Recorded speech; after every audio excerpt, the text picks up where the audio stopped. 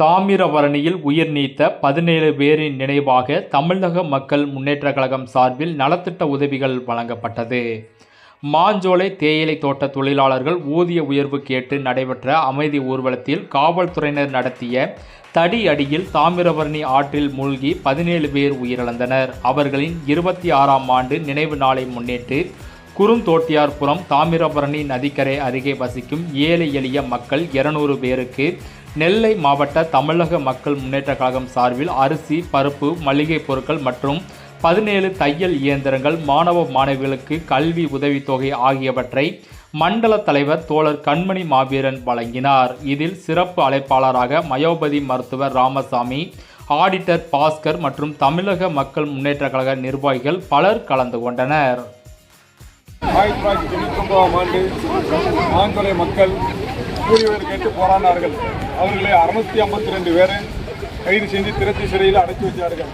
அவர்களை விடுதலை செய்ய சொல்லி அனைத்து கட்சியும் கூடி ஜூலை 23, 1999ஆம் ஆண்டு ஒரு மிகப்பெரிய ஒரு பேரை நடத்தினோம்.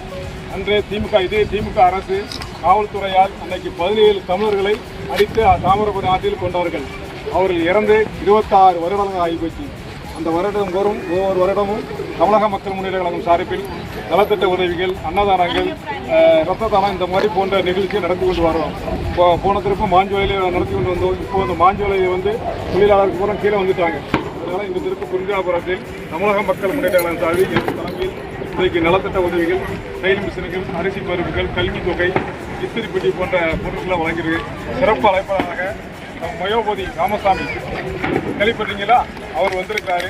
அண்ணன் ஆடிட்டர் பாஸ்கர் வந்திருக்காங்க. வந்திருக்காங்க.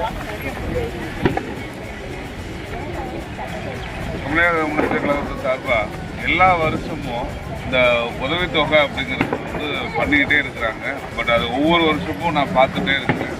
நிறைய இடத்துல பண்ணுற மாதிரி இருக்கும், பேனர் இருக்கும். இங்கே பேனர் இல்லை, பொருட்கள் தான் இருக்குது. ஸோ ரொம்ப சந்தோஷமாக நினைக்கிறேன். ஒரே ஒரு வருத்தம் மட்டும் லேட்டாகிடுச்சு, என்னோடய சூழ்நிலை காரணமாக லேட்டாகிடுச்சு. தப்பாக நினச்சிக்க